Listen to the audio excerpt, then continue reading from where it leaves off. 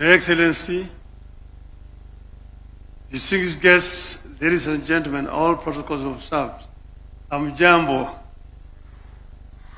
Hamjambo tena.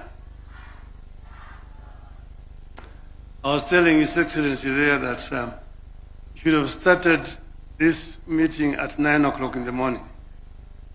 This is a very important subject that you don't bring in the afternoon. Most people are tired. But I'm very happy to be here this morning, this afternoon.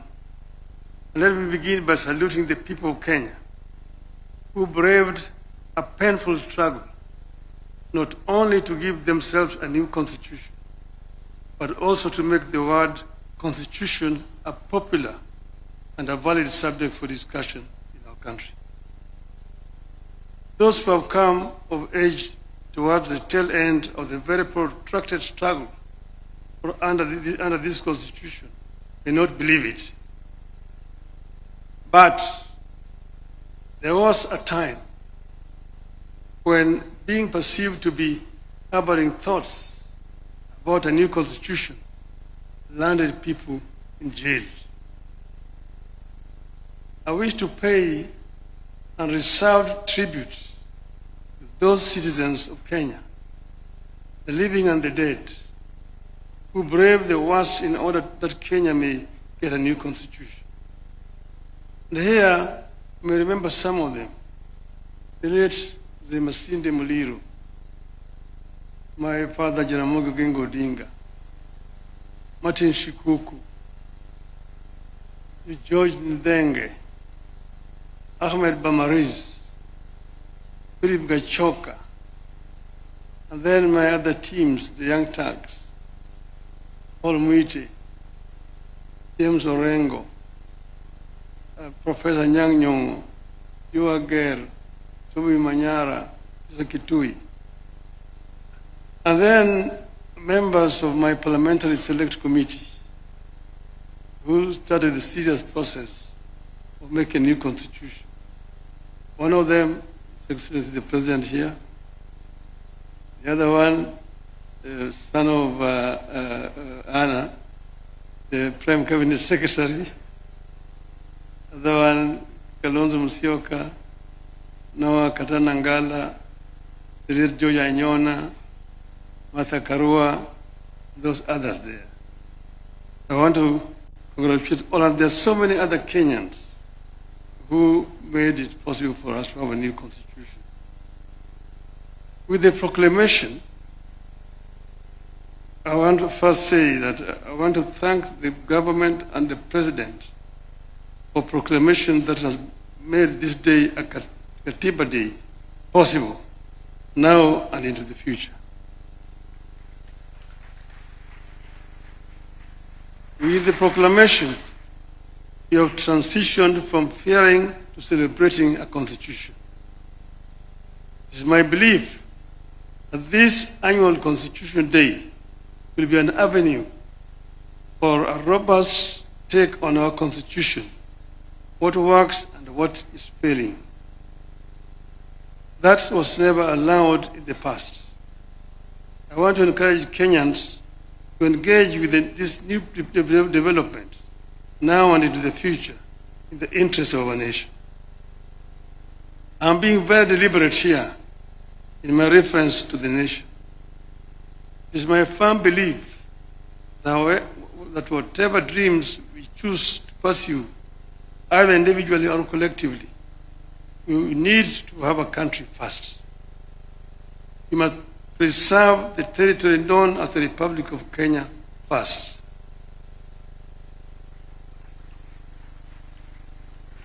Then, within that territory, you can agree or disagree on the validity of our dreams as individuals or a nation. Since you promulgated the Constitution 2010, we have reaped a bountiful in some areas and a whirlwind in others. I wish to reflect with you on how some of the institutions that came with the Constitution have improved our country, where others have left plenty of room for improvement. Fellow Kenyans, Before the 2010 Constitution, the High Court was identified as a core enabler of the maintenance and extension of tyrannical rule in Kenya. Out of that period, you can barely recall any decision of the old High Court that upheld the people's fundamental civil liberties. That is the period in which the Attorney General declared that the President was above the law. And I hope that my sister here will not follow suit. It was the period of constitutional amendment that removed the security of tenure of judges. Since 2010, the Constitution and Human Rights Division of the High Court of Kenya has set itself apart from the Court of Appeal and the Supreme Court as the most effective vanguard of the people's fundamental civil liberties. The Constitution of 2010 came with a stronger mandate for the Auditor General. From an era where the Office of the Auditor General was heard of only once in a year when it published its reports and dumped it in Parliament. Our Auditor General since 2010 have been bold, brave, and easily identifiable for standing up for the public interest. Indeed, the last attempt by the Office of the Auditor General to secure software and equipment to monitor the spending of public finances on a real-time basis ended up with an attempt to arrest the holder of the office, then Mr. Edward Ouko, and charge him with corruption. Today, we receive constant and intermittent disclosures of financial impropriety and lack of accountability in government. What we receive is a far cry from what we should be having, but they represent a very drastic departure from what used to be. The Commission for Revenue Allocation also came with the new constitution against the background of a past skewed allocation of natural resources. Since 2010, the commission that was established to make recommendations concerning the basis for the equitable sharing of revenue raised by the national government between the national and county governments among the county governments has managed to do so without accusations of political bias. I believe that without the diligent work of the CRA, devolution would have become the single most divisive development in modern Kenya. Ladies and gentlemen, some of the institutions of the 2010 Constitution have let the country down, of course, in my estimation. The National Police Service, in my view, has left us worse off than we were before 2010.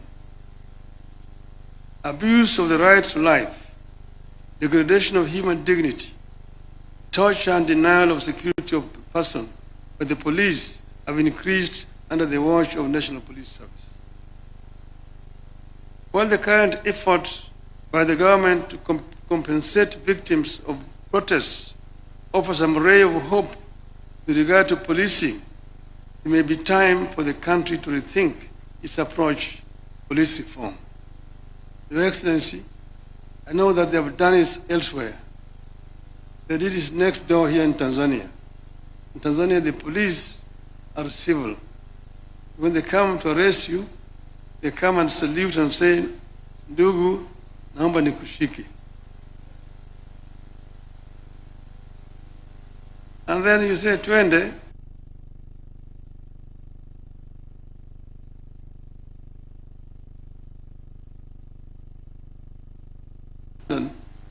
You go to the cop.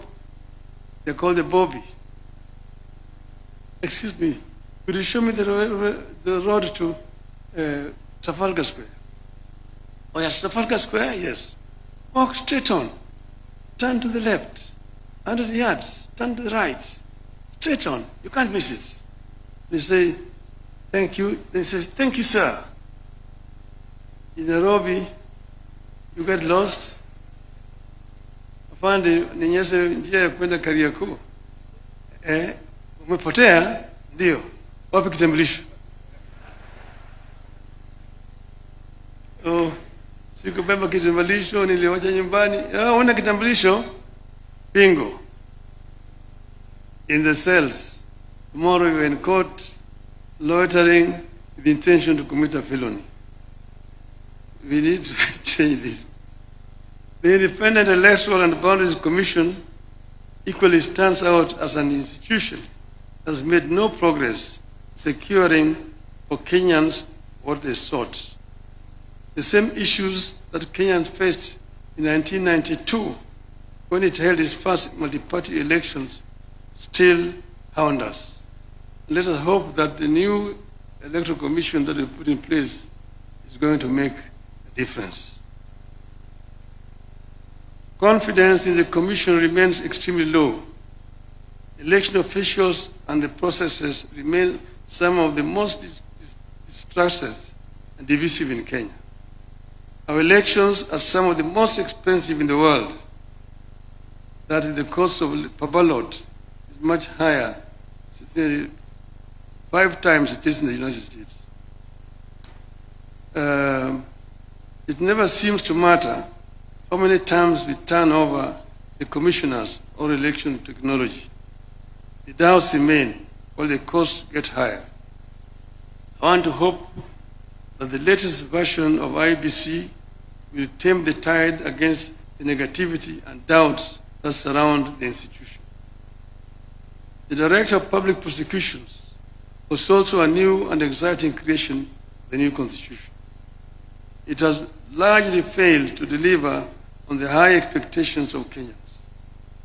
Just 1 year before we promulgated the new Constitution, in 2009, Attorney General of Kenya was described by a special rapporteur of the United Nations as the embodiment in Kenya of the phenomenon of impunity.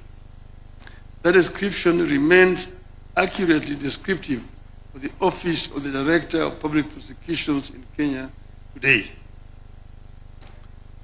However much some of the institutions that came with the new constitution have lived below expectations, as a nation, we are in a better place and more hopeful than we were before 2010. And as we work to perfect the areas in which the Constitution is struggling, we also need to take a fresh look at parts of the Constitution whose implementation have been problematic. For instance, Article 1 of the Constitution tells us that the people may exercise their sovereign power either directly or through their democratically elected representatives. Kenyans seem to know how to exercise sovereignty through their elected representatives. You know, you go to the ballot, you elect your MCA, elect your MP, your women rep, your senator, governor, your president. There is zero clarity, however, on how to exercise sovereignty directly to achieve desired results. How do 55 million people exercise direct sovereignty? That's a question for the lawyers. Secondly, I believe the time has come for the country to relook the whole issue of devolution. Kenya, in my view, is too tiny for 47 devolved units.